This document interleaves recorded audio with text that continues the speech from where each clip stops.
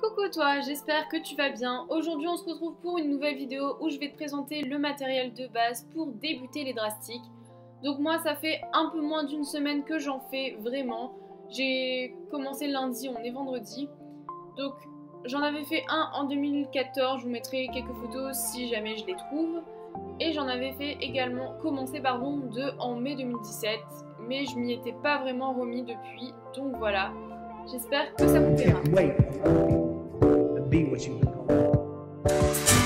Alors, qui dit drastique dit découpé, donc vous aurez obligatoirement besoin d'un cutter pour commencer. Donc ce sera pour les petites modifications, donc tête,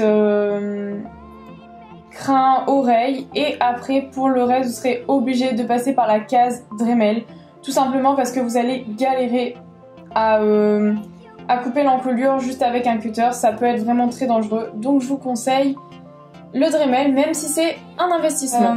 Il faudra penser à acheter du fil de fer assez épais ainsi qu'une pince coupante pour pouvoir relier deux parties du corps d'un cheval. Donc si par exemple vous faites une modification de l'encolure, il faudra faire un trou au niveau de la base de l'encolure et une au niveau de la tête pour pouvoir les relier. Et en plus c'est bien de rajouter un peu de colle autour, de colle chaude, pour économiser un peu de la pâte.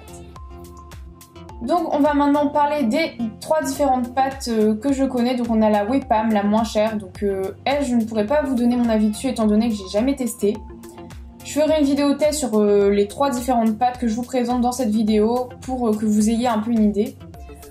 Ensuite on va retrouver la Milliput, donc elle c'est une pâte en deux composants qu'on va mélanger et qui va durcir à l'air. Et pour terminer, sans doute la plus connue il me semble dans l'univers du drastique, c'est l'Apoxy. Donc elle, on en trouve sur MPV et c'est encore un système de deux composants différents qu'on va mélanger qui va durcir. Donc celle-là vraiment c'est celle-là que j'utilise et je la trouve vraiment très très bien. Ensuite pour ce qui est du matériel de sculpture, je vais vous présenter donc ce petit pinceau avec un embout en silicone. Donc il est très bien pour faire les détails, l'effet des poils, etc. Et il me convient parfaitement. On passe maintenant au ponçage, donc on va retrouver le papier de verre qui est indispensable. Pour ceux qui auront pu s'acheter le Dremel, donc on va retrouver plusieurs embouts pour poncer. Donc tout d'abord un peu pointu comme ça pour les zones un peu difficiles d'accès. Donc celui-là il est pas mal, faudrait que j'en rachète un d'ailleurs.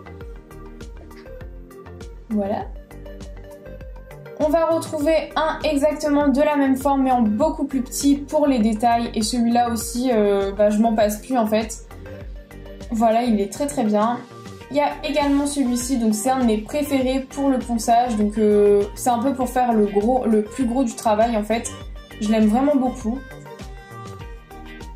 Et pour le dernier, c'est un tout basique avec un grain assez épais pour vraiment enlever le surplus de pâte dont on n'a pas besoin.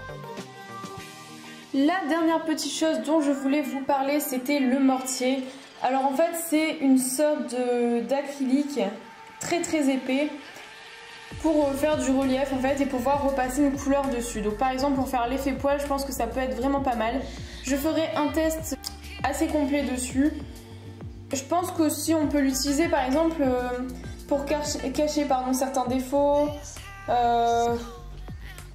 Pour faire quelques détails au niveau des sabots, peut-être au niveau des yeux. Enfin, pour par exemple s'il y a un membre qui s'est cassé ou ça fait une espèce de fissure pour reboucher un peu le trou, je pense que ça peut vraiment être pas mal.